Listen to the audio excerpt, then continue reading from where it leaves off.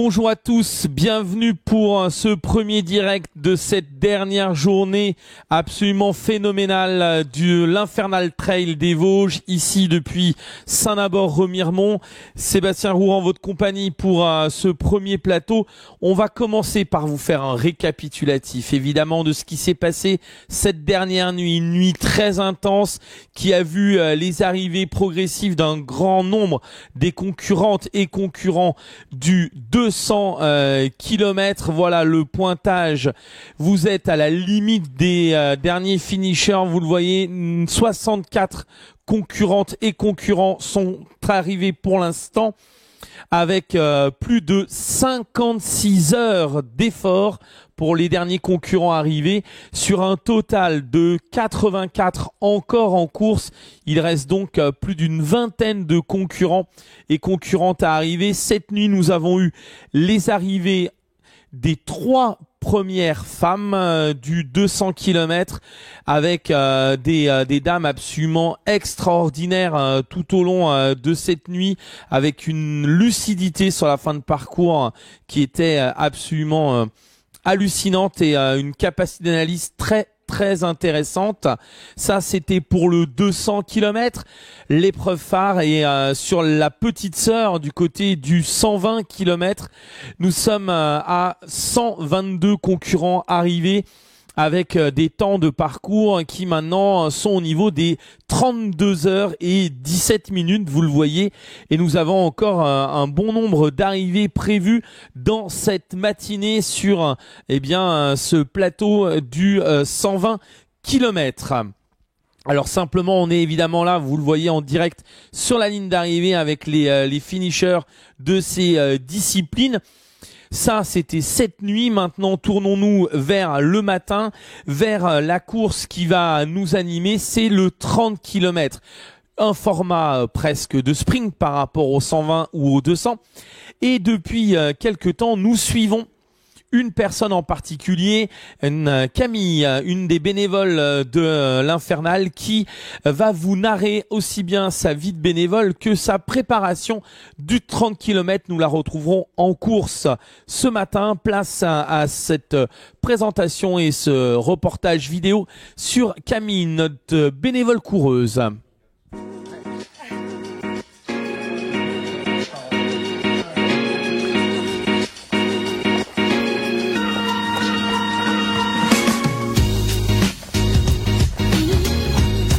Tout à l'heure, j'étais au pass sanitaire, vérification des passes, et puis là, du coup, buvette jusque ce soir. C'est ça qui est marrant, de changer de poste et de voir plein de monde différents.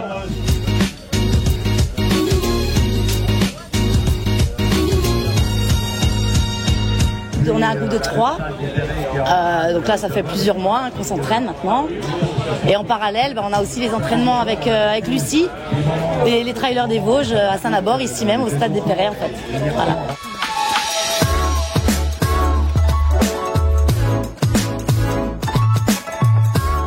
Toujours une bonne ambiance, on rigole bien, on en chie. Donc rien de tel que les Vosges pour s'entraîner, on se motive entre nous, ouais, c'est vraiment sympa.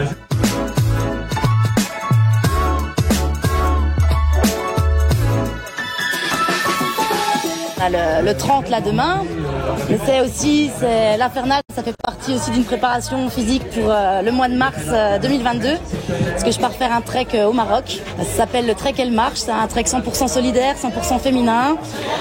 On est donc que des filles dans le désert et c'est sur 4 jours, on va faire entre 25 et 30 km par jour pendant 4 jours.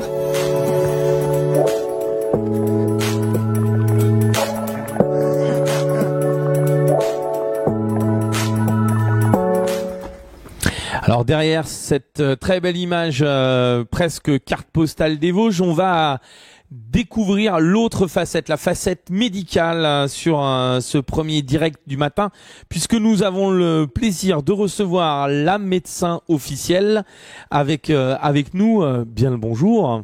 Bonjour. Alors Sylvie, vous allez juste quelques questions parce qu'on a vu cette nuit les arrivées progressives de cette ultra distance. On a l'impression à un moment que nos athlètes, femmes et hommes, sont presque déphasés par rapport à la réalité. Comment gère-t-on le médical derrière cette ultra grande distance? Quelles sont les grandes pathologies qu'on a à gérer sur ces quasiment 4 jours d'épreuve? Alors les pathologies, elles sont très très variées. Ça dépend si on est au début du parcours ou en fin de parcours. Au début du parcours, c'est plutôt de la mise en route, des troubles un petit peu digestifs pour ceux qui n'ont pas su gérer leur alimentation d'avant-course. C'est ce qu'on a eu là jusque les 2 premiers ravitaux. Et puis ensuite, on a plus des pathologies d'usure avec des douleurs de genoux, de hanches, de chevilles qui arrivent, ou voire de la traumatologie, puisque on a eu des conditions sur une partie du parcours qui étaient très compliquées, qui n'étaient pas optimales, avec de la pluie et donc des glissades, des chutes. On a eu une luxation d'épaule. Enfin, c'est des petites choses qu'il faut anticiper un peu. Et on en discutait juste avant. Il y a aussi une particularité ici sur ce trail, c'est qu'en fait on croit que dans les Vosges c'est facile, et en fait semble-t-il ça ne l'est absolument pas. Alors, il faut voir que les coureurs qui font de l'ultra, en France, ils se retrouvent sur des courses plutôt qui ont lieu dans des gros massifs comme les Alpes ou les Pyrénées, avec l'UTMB il y a 15 jours. Et quand ils arrivent dans les Vosges, ils voient le dénivelé cumulé, mais ils pensent que ça va être vallonné, qu'ils vont monter, descendre, mais que ça va être des courses finalement avec des chemins assez faciles. Et je pense qu'ils ont tous été surpris, en particulier sur le 200, de la complexité technique des descentes et des montées, et ils ont complètement sous-estimé la violence du parcours en fait. Et cette violence, on la retrouve dans les cas à traiter au fur et à mesure des points de ravitaillement. Oui, alors je pense que notre ami le podologue a eu un travail monumental à faire lié à l'humidité, et puis les kinés et moi-même, on a eu à gérer pas mal de traumatos, en particulier à l'Ermitage ou dans la descente de la piste noire. Bon nombre de coureurs ont cassé leur bâton et ont chuté à de multiples reprises, donc avec après des douleurs musculaires très très intenses et un contrôle moteur de leurs jambes qui disparaissait au fur et à mesure. Et une dernière question, comment entre ces problèmes, physiques, se rajoutent, et comment gérer le rajout des problèmes presque psychologiques, parce que la psychologie, à un moment, la préparation mentale de dire à son corps qu'il faut aller jusqu'à cette ultra distance, est-ce qu'à un moment ça rentre aussi dans les paramètres médicaux qu'on doit avoir en tête? Alors c'est évident, on en discutait avec les bénévoles, il y a beaucoup de polémiques sur les grandes distances, à savoir dire je suis finisher d'un 200, alors est-ce que je suis finisher en faisant du 10 km/h ou est-ce que je suis finisher en faisant du 3 km/h? Moi je reste à dire que dans tous les cas la performance elle est énorme. Faut quand même penser que les gens qui vont arriver en tout dernier, ils auront pour le 200 fait 3 nuits dehors dans des conditions qui sont très très compliquées. On n'a que 4 bases de vie où ils ont accès à des points chauds, ils doivent gérer la température, ils doivent gérer la carence de sommeil, ils doivent gérer les troubles digestifs parce qu'ils s'alimentent en toute petite quantité sans arrêt, mais c'est quand même très compliqué. Et même s'ils vont pas très très vite et que certaines mauvaises langues disent qu'ils ne font pas d'ultra trail, moi je pars du principe que même si c'est de l'ultra randonnée, il faut les faire. Il faut les faire. Alors, en tout cas, merci pour cet éclaircissement et cette vision, différente, un autre regard sur la course. Merci beaucoup, Madame la médecin officielle de la compétition. Le temps pour nous maintenant de repartir sur une distance beaucoup plus courte. C'est évidemment le résumé en images de la plus courte des distances pour l'instant, l'Infernal 15 km. Replongeons-nous dans ce qu'il s'est passé hier sur cette distance sprint du 15 km.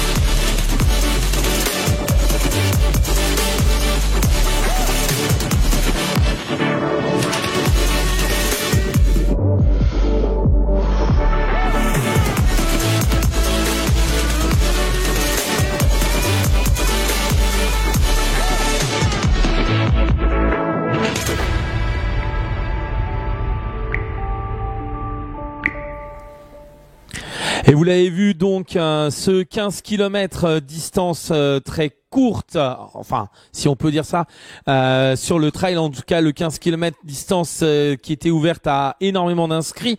On a aussi vu un peu de paysage vosgien, mais nous sommes clairement au cœur du massif, puisque Remiremont et Saint-Nabord sont la porte d'ouverture vers les Hauts-de-Vosges, ce très beau massif qui nous oriente entre la Lorraine et l'Alsace, une terre de partage, une terre de vie grandiose. Nous allons nous y plonger dans ce massif vosgien de la plus belle des manières, avec une magnifique vidéo. Là, c'est le moment où on se cale tranquillement le matin, on sort les bonbons de la confiserie des Vosges. Alors que juste avant, on va aller donner une première info. On va se préparer progressivement sur le 30 km. Donc les concurrents du 30 km sont attendus sous l'arche de départ. On va se mettre en place progressivement le 30 km. Et juste avant cela, nous allons faire la carte postale de cet Infernal Trail en se baladant sur nos magnifiques Vosges qui nous ont offert un paysage, un paysage magnifique tout au long de ces 3 jours. Place à nos images de ce magnifique parcours vosgien.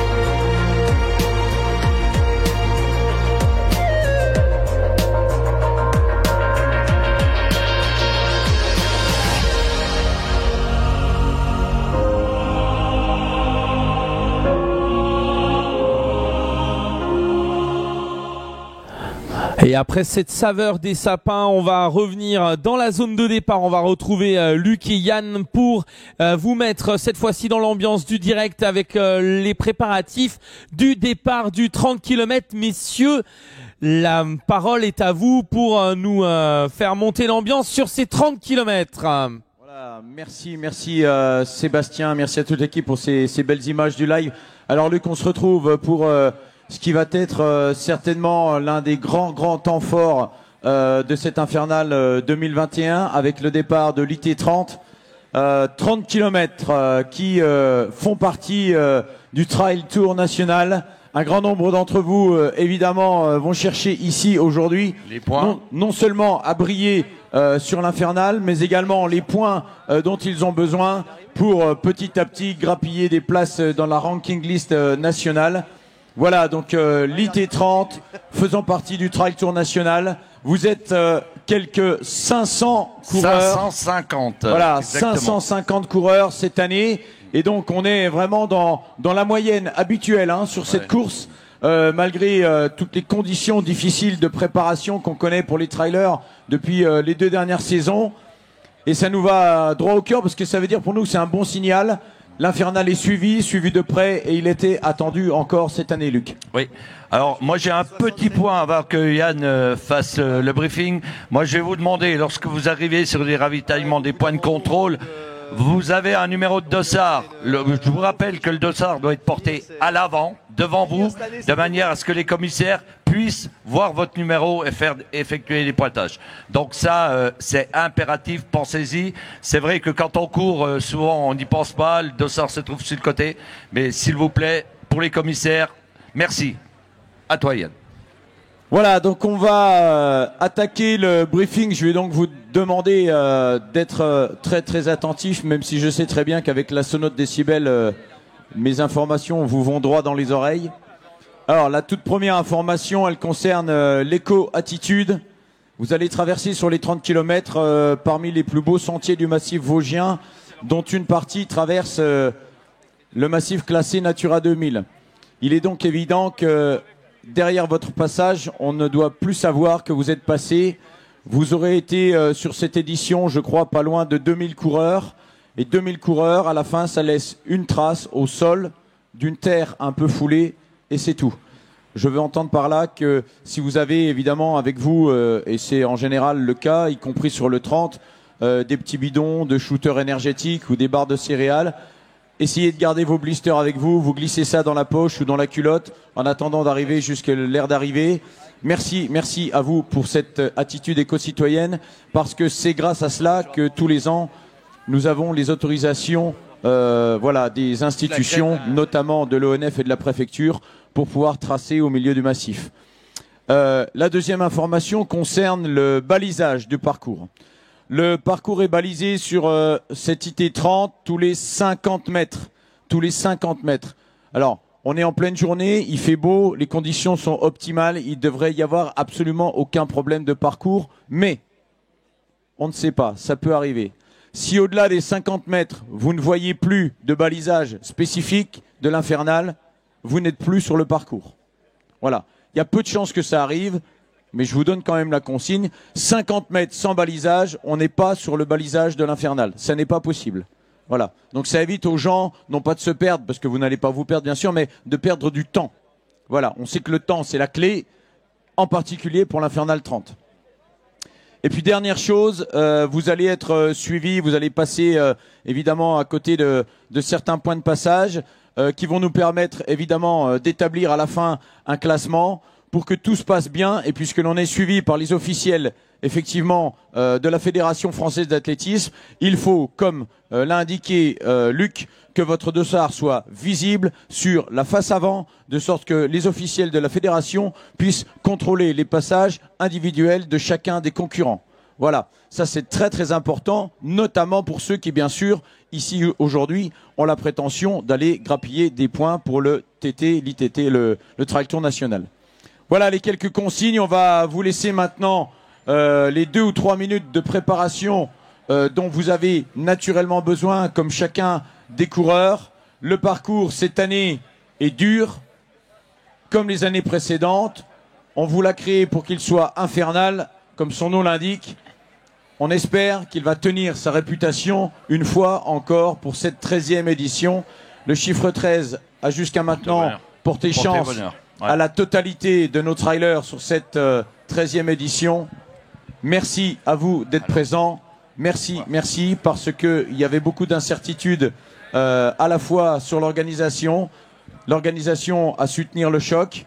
Il y avait une autre incertitude, c'était celle de la présence des trailers. Vous êtes là, ça nous touche, ça nous va droit au cœur. Merci à vous. Applaudissez-vous s'il vous plaît, les trailers de l'Infernal 30, les suiveurs et les bénévoles. Encore un petit point. Lorsque vous allez arriver au niveau de la ligne d'arrivée, vous aurez 2 couloirs. Vous allez vous trouver en même temps du 100%, puisqu'on donne le départ à 11 h à la ville de Remiremont. Ils sont 250. Donc vous allez arriver en même temps que les coureurs du 100%. Vous avez 2 couloirs avant la ligne d'arrivée qui sont séparés par des plots. Quand vous arrivez, vous empruntez le couloir de gauche. Les autres, le 100%, ne sont pas chronométrés. Ils emprunteront le couloir de droite. Donc, pensez à l'arrivée, couloir de gauche pour vous, le 30 km. Merci, bonne course à vous. Et on se retrouve dans quelques heures sur la ligne d'arrivée. Allez, décibel, c'est parti. On va mettre en condition nos trailers.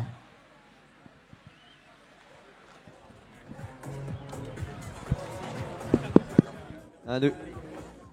Et en attendant, lors de ce lancement sur le 30 est arrivé Jérôme Mon, Infernal Trailer du 200.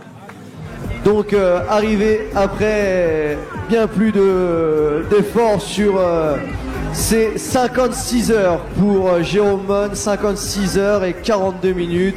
Donc il est arrivé avec le sourire et avec sa petite sur les épaules.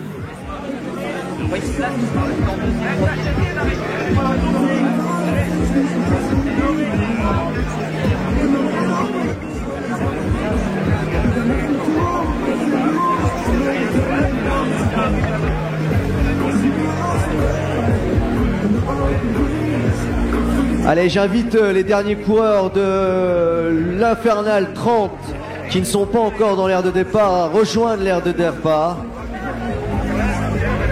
Le départ est normalement prévu dans moins de 6 minutes.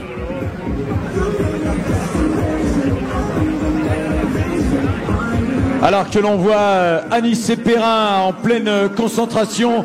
Anissé Perrin qui a troqué ce matin le kimono et sa ceinture noire pour s'aligner au départ de l'IT30 en pleine... Non Anissé, il n'y aura personne à faire tomber aujourd'hui. Il va justement falloir que tu tiennes sur tes deux jambes.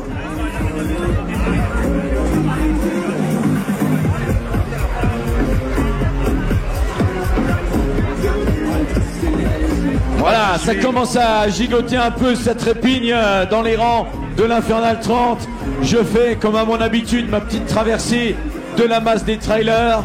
Certains ont l'air plutôt concentrés, d'autres un peu tendus, d'autres ont un faux sourire quand j'arrive, pour la politesse.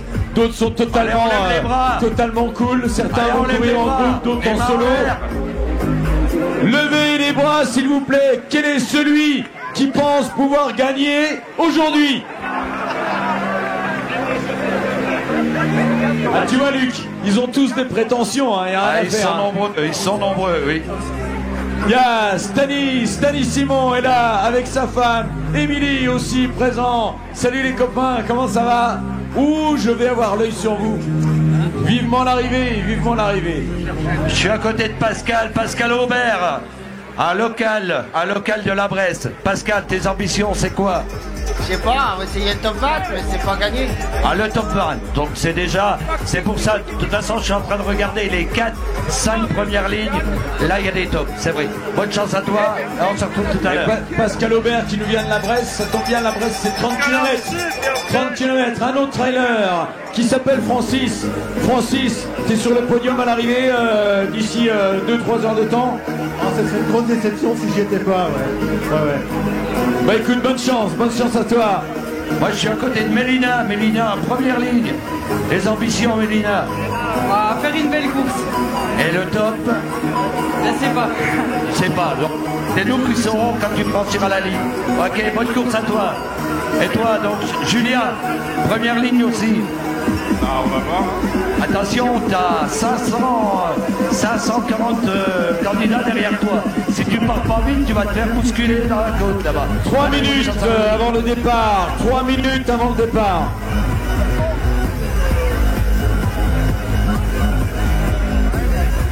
Allez, on lève les bras là. Tout le monde les bras en l'air, s'il vous plaît. Et on applaudit les bénévoles.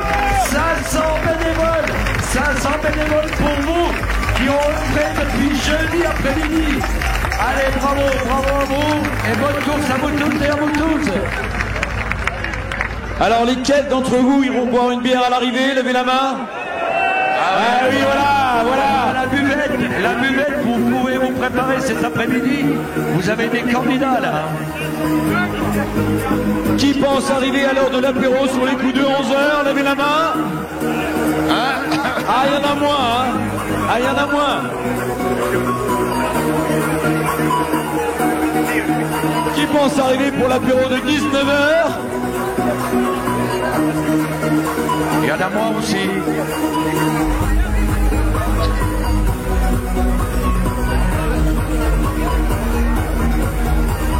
Allez, attention, la musique de départ va commencer, vous pouvez commencer à vous concentrer. Vous êtes dans le Money Time avant le départ.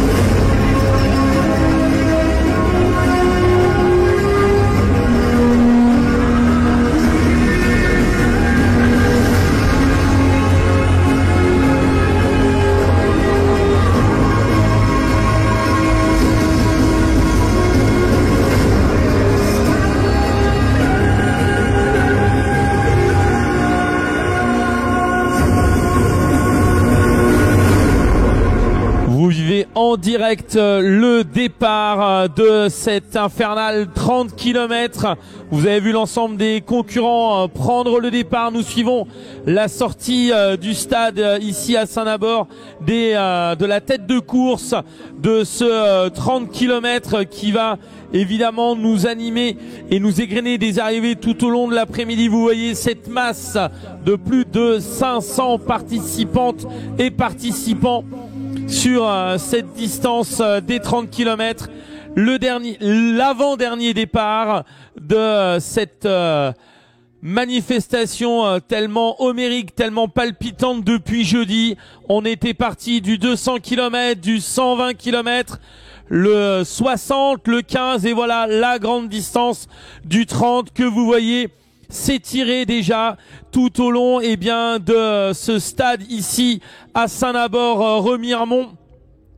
La porte d'entrée du massif vosgien pour aller dans l'une des plus belles parties de la France, ce parc naturel vosgien qui va être le théâtre de cette épreuve des 30 km en plein cœur de l'ensemble des ballons, de cette crête bleue des Vosges, tellement vantée, tellement défendue, historiquement, symboliquement, pour faire le lien entre l'Alsace et la Lorraine, en plein cœur des Vosges, de ce massif qui n'est pas seulement une frontière, mais qui est bien un lieu de partage. Et les 200 km ont alterné entre l'espace lorrain, l'espace alsacien. Voilà cette fois-ci la marée du 30 km, vous les voyez, absolument inonder l'ensemble de ce massif qui va être leur terrain de jeu dans cette journée qui leur est réservée, la journée du 30 km. Voilà, on va revenir maintenant en plateau avec évidemment des points de passage, parce que quand on est sur les grandes distances, les points de ravitaillement sont absolument fondamentaux, ils sont cruciaux dans la capacité à gérer son effort. Et cette nuit, nous étions avec Julien, les deux commentateurs, pour vivre toutes les arrivées, pour faire les interviews de chacun de ces finishers, du 120, du 60 ou même du 200 km. Et la première des infos qu'ils ont absolument à chaque fois voulu nous mettre en avant, ce sont les bénévoles. Vous l'avez entendu, plus de 500 bénévoles tout au long de ce long, très long week-end. Et ces bénévoles, on va les retrouver en action sur l'un des points où ils transmettent pas seulement de la nourriture, ils transmettent des regards, ils transmettent des sourires. Nous allons aller du côté du syndicat sur un des points de ravitaillement pour voir comment on vit ce moment à part. Zoom en vidéo sur les points ravitaillement. On va partir du côté de la commune du syndicat.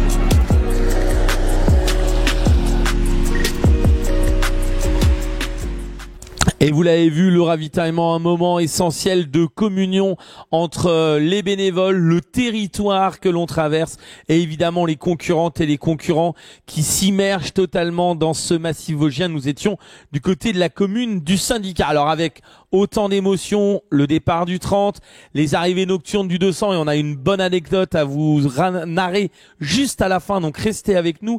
Mais il faut évidemment qu'on prenne notre respiration, un peu de souffle. Et ben on passe un côté de la pub.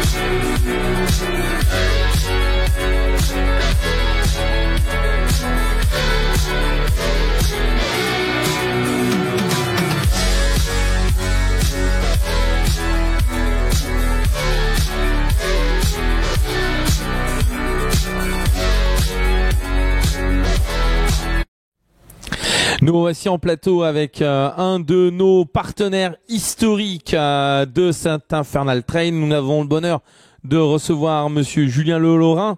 Bonjour Julien. Bonjour Sébastien. Alors, les transporteurs Maufrais, partenaires historiques, on peut le dire, de Saint-Infernal. Quel est le lien entre une entreprise de transport et l'Infernal ? Le lien qu'on a en commun réside notamment au niveau de nos valeurs. En fait, on partage quasiment les mêmes au niveau de l'implication, de la rigueur, de la confiance et des valeurs familiales. Donc naturellement, ça nous a rapprochés depuis le départ et jusqu'aujourd'hui. La mission des transports Maufrais, le panel d'activités, c'est quoi pour vous, votre travail sur le fond, sur le 100% produit maison ? Alors aujourd'hui, nous sommes une entreprise de transport et de logistique. Nous sommes organisateurs de transport. Nous sommes un groupe vosgien qui a été créé en 1964 et puis qui s'est développé au fil des années. Aujourd'hui, on compte plus de 4000 collaborateurs partout en France, sur une 50aine de sites, et on travaille sur tous les métiers du transport, que ce soit sur du routier, du ferroviaire, mais aussi du fluvial. Et donc, vous commencez en disant un transporteur vosgien. L'Infernal Trail, c'est une marque de fabrique des Vosges. Donc, on a l'impression que le lien avec l'Infernal, il était presque naturel et évident. Absolument. Aujourd'hui, on est dans notre jardin. Le siège de l'entreprise se trouve à moins de 2 km d'ici. Donc, quand on a ça près de chez nous, on peut pas passer à côté. Et on discutait tout à l'heure légèrement en amont. C'est aussi un outil de fédération, de symbiose à l'intérieur du groupe, puisqu'il y aurait quasiment plus de 50 collaborateurs qui se sont farcis, entre guillemets, un des parcours au long de ces 4 jours. Oui, absolument. Donc, on a une 50aine de salariés et quelques clients qu'on a pu inscrire à l'Infernal Trail sur toutes les courses. Et d'ailleurs, on a eu d'excellents résultats. Donc, il y en a qui sont finishers et c'est très bien, mais on compte aussi parmi nos salariés certains sur le 200 qui finissent dans le top 20, sur le 60 qui finissent dans le top 15. Donc il y en a qui ont vraiment pris plaisir et qui sont arrivés avec de très très belles performances. Donc Maufrais, ce n'est pas que du sport, ce n'est pas que du transport, c'est une symbiose totale avec comme point central d'accroche les Vosges, la marque de cœur. Oui, la marque de cœur, mais effectivement, donc un groupe aux racines vosgiennes qui se développe au national et aussi à l'international. Et d'ailleurs, j'en profite parce qu'on l'avait évoqué l'année dernière à la même période. Hein, donc, on avait à cette époque mis le premier coup de pelleteuse de notre académie, qui est un centre de formation qui va voir le jour début de l'année 2022, qui est un campus de formation au métier du transport, qui est en train de se créer sur 6 hectares, juste pas très loin d'ici, sur la zone des Lois, et qui va nous permettre de former des candidats au métier du transport. Donc, si certains ont une vocation ou une passion, il faut savoir qu'il y a tout un process qui est en place pour justement sélectionner, accompagner, donc former à travers un CDD et prendre en charge les formations.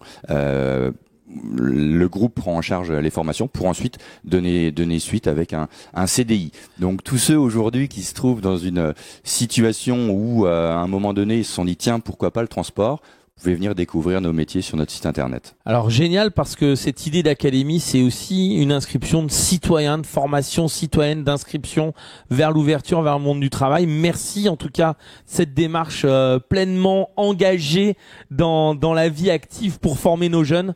Grand merci aux Transports Maufrais qui sont un partenaire incontournable avec des valeurs, on l'a bien compris, fondamentales et très humaines autour de cet Infernal. Merci beaucoup. Merci Sébastien, bon courage.